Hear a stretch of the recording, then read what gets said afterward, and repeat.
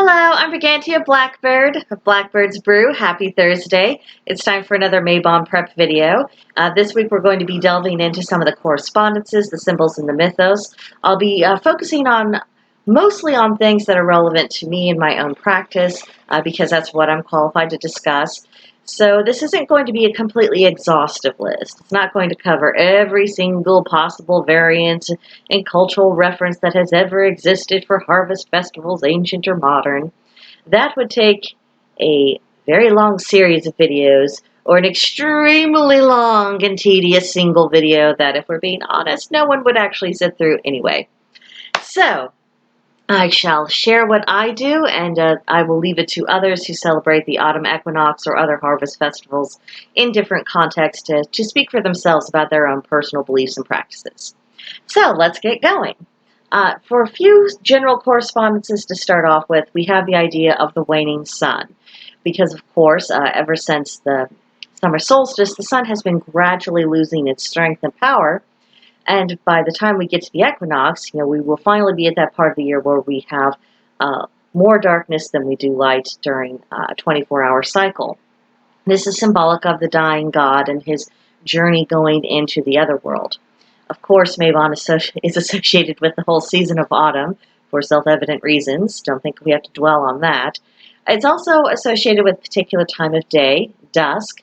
Dusk is an in-between time, and in-between times and places and ideas is really a place where magic resides. It has that energy of being both things and neither things all at the same time.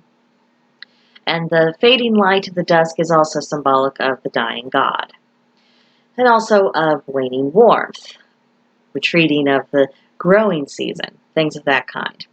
The elemental force that's associated with Mabon is water. Water has a symbolic home in the west, and that, of course, is where the sun sets. And it's also the direction where departed spirits go to take their leave of this side of the veil. And this also represents the tears of the weeping goddess as she is mourning the god. A few colors for us to keep in mind, and it's all the colors of the season. But brown in particular, the soil being grounded, and of course that has the necessary association with burial practices. And then red, fire for warmth, the changing leaves, protection. Orange, the waning sun, again the changing leaves, and optimism, because this is a time of abundance, and even though we're letting go of the warmth and we're feeling the retreat of the god, this is still a time for optimism because our hard work has paid off. We're going to make it through to the next season, and it won't be that long before the god is reborn back into the world. So there's a lot to feel up about. Next we have yellow, which of course is the light, however, starting to fade away. The changing leaves, and also a sense of creativity. And another thing to keep in mind with the color yellow is that it does correspond with our solar plexus chakra, which is kind of in the middle of our torso, and that represents our will as well. Another thing to keep in mind, because we are entering a season in which, particularly those who are not fond of autumn, not fond of winter, they're going to need to be exerting more of their willpower to keep themselves steady until, we go back to spring and summer, where they're more comfortable.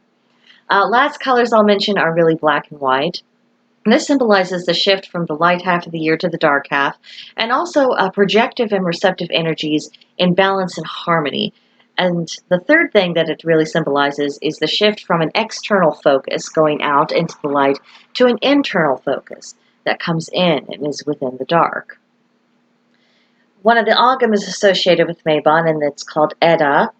And those who are better at Celtic pronunciations, I invite you to correct me.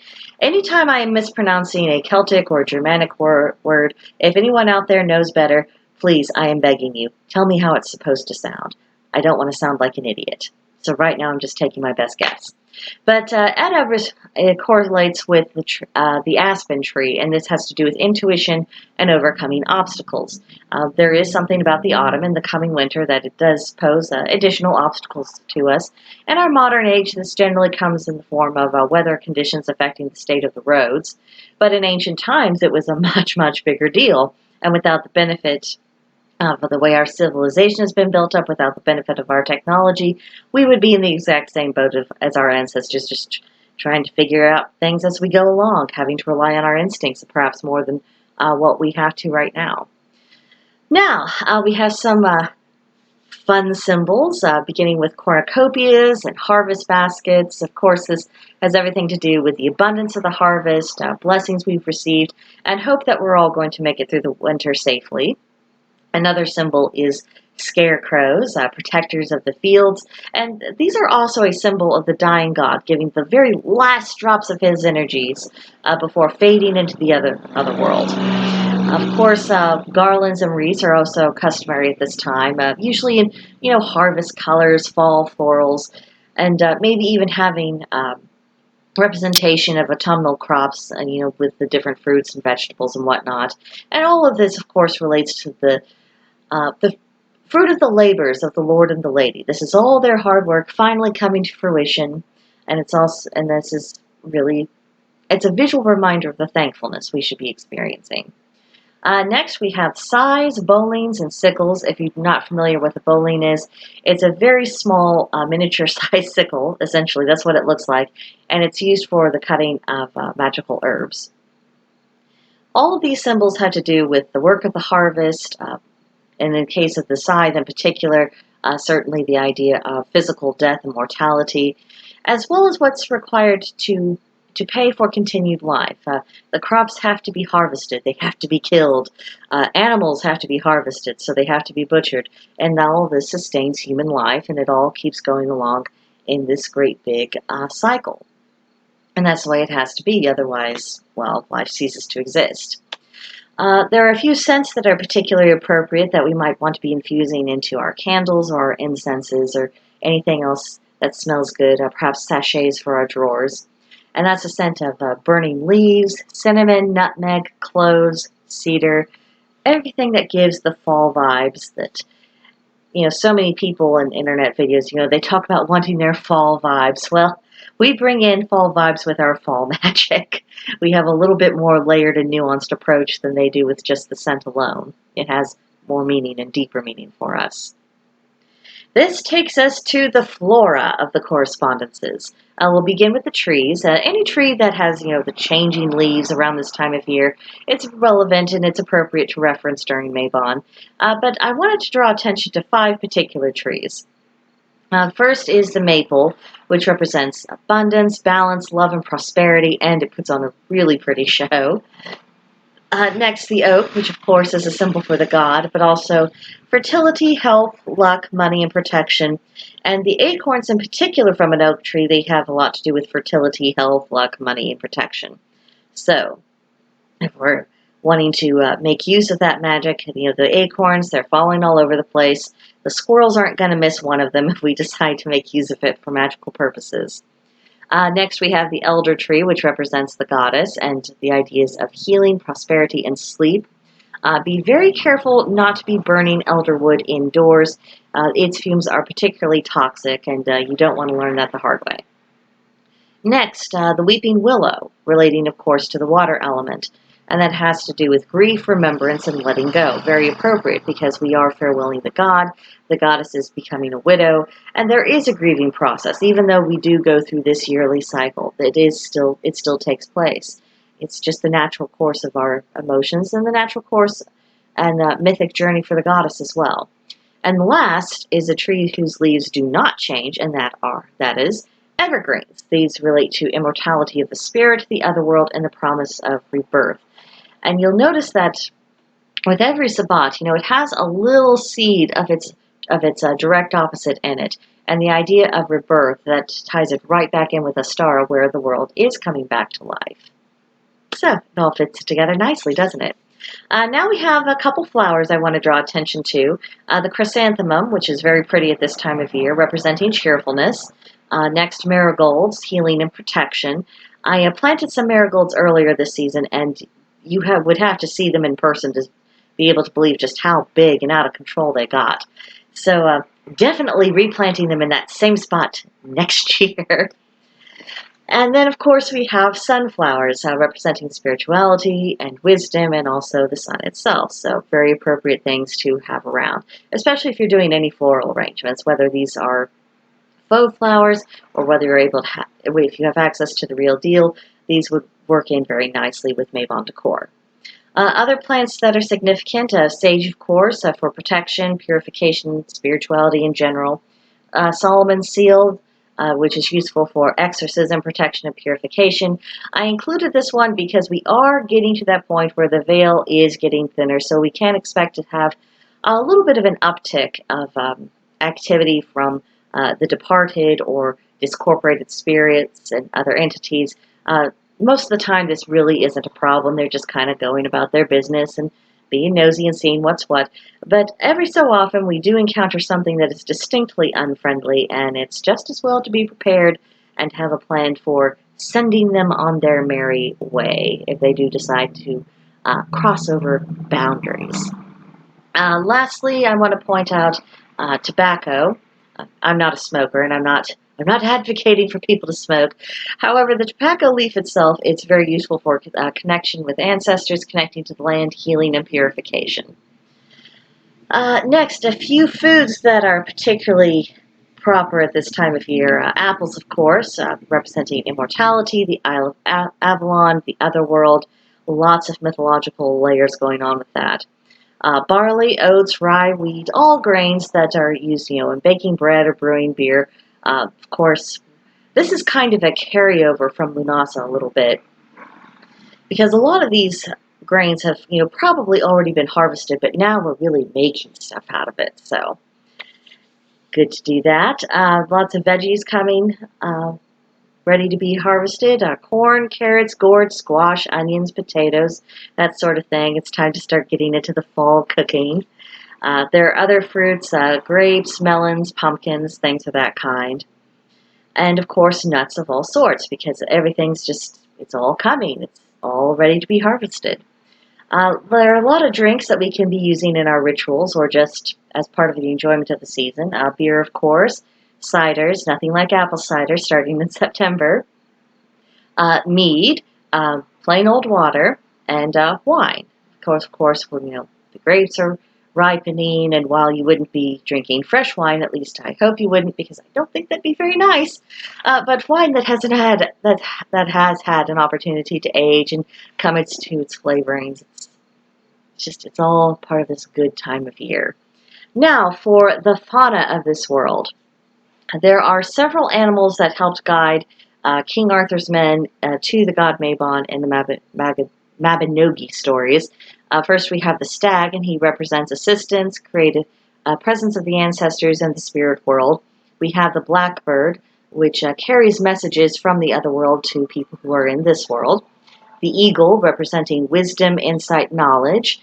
The owl for hunting and wisdom. And lastly, the salmon, who actually finally put them in the right direction, which represents wisdom and knowledge of both the past and future. Other animals that are significant right now are migratory birds in general. They're beginning to make their way south as they can feel the weather starting to turn just a little bit. Squirrels, of course. Squirrels, above all animals, really represent the preparation for the harvest and for winter survival as they're storing everything away. I have noticed in the past couple of days the squirrels have been quite active and cranky. I don't know what happened to them, but apparently something hurt their feelings, and they were squawking for over an hour the other day. Also in the animal kingdom, horses. I have read that the Scottish have had, or at least used to, have riding competitions during the autumn equinox. And the time with horses, I'm wondering if this also relates to the goddess Rhiannon, who's a possible guide for the goddess Modron. And last of the animal kingdom, we have dogs and wolves, and of course, these are both protective animals of the domestic and the wild variety. Now we have a few stones and metals to mention. I think any stone that's in the autumn color range. If you look into their correspondences and their energies, you'll find that a lot of them are quite relevant to the energies of Mabon. I think that black, white, and white stones are particularly appropriate right now because that creates the idea of balance and the shifting of the seasons, as well as the other traits to do with this season. My favorites that I always have on my altar at this time of year include carnelian, snowflake obsidian, black tourmaline, and clear cracked quartz. So I have abundance, balance, and protection all on my altar, and it seems to work quite well. There are certain metals that relate to Mabon: gold, copper, silver, bronze, just in general. Iron, if you are desiring protection from fairies, and let's be honest, not all of them are friendly. And lastly, we have antimony, which deals with protection. So we have a few divine pairings that I want to draw attention to. First and foremost, of course, is the Lord and the Lady. The Lord has the guise of the dying god and the autumnal green man, whereas the Lady is in the role of the grieving widow, expectant mother, easing on into cronehood. That's what they're up to. And then, of course, we have the story of Mabon and his mother Modron. This represents the mythological pattern of the stolen child, the land becoming infertile, aka going into winter sleep, and then only being restored and coming back to life when the child is returned to his mother. And then, even though I do not work with the Greek pantheon at all, there is a strong association with Hades and Persephone that I think is unignorable. You know, the idea of the maiden going into the underworld and her mother is grieving and doesn't permit the land to grow until the return of her daughter the following spring. And we see Persephone essentially dividing her life between her husband and her mother, and she's just bouncing back and forth between the earth and the underworld. And of course, this symbolizes the pattern of life, death, and rebirth. So even if, like me, you're not working with the Greek gods, you can see how this story, because it's so well known, I mean, everyone, even outside the pagan world, is pretty familiar with that story. It has relevance, it has meaning, it hits you. So a few themes to keep in mind when we're planning our rituals and our spell work for this month is the idea of agriculture, harvest and gratitude for the abundance we've received, preparation in general for the winter, shoring up our mental and emotional fortitude, because I know a lot of people are not fond of these seasons, and they go into a kind of depression.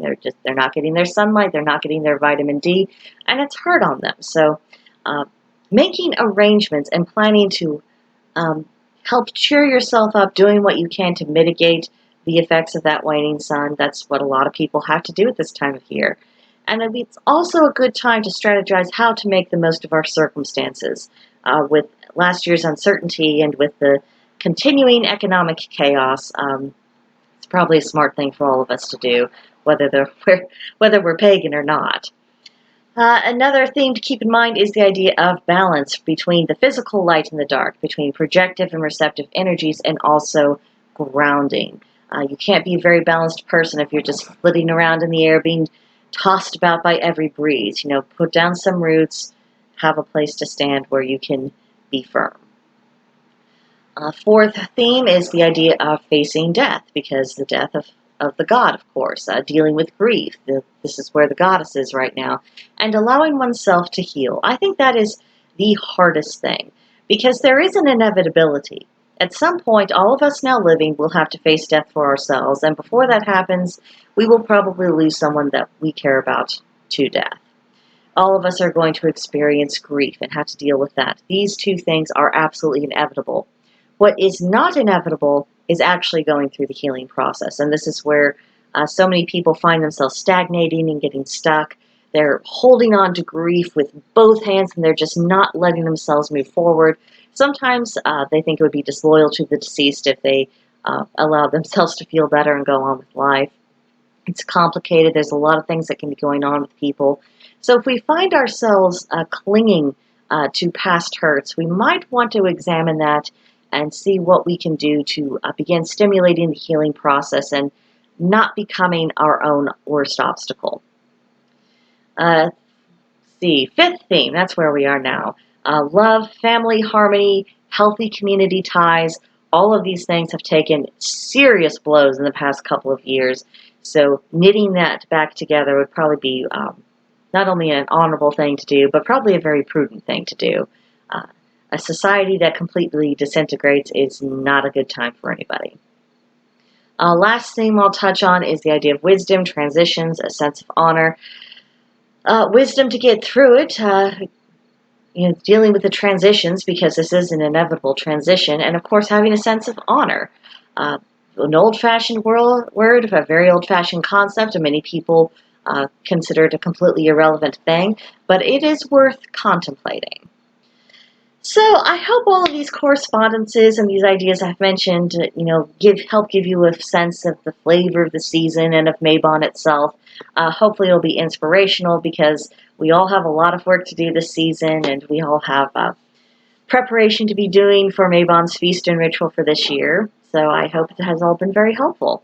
Next week, we'll discuss various ways to celebrate Mabon in both group and solitary settings, as well as a variety of activities that honor the spirit of Mabon. So I hope you will come back for that. But that's it for this video, and I'll see you in another one.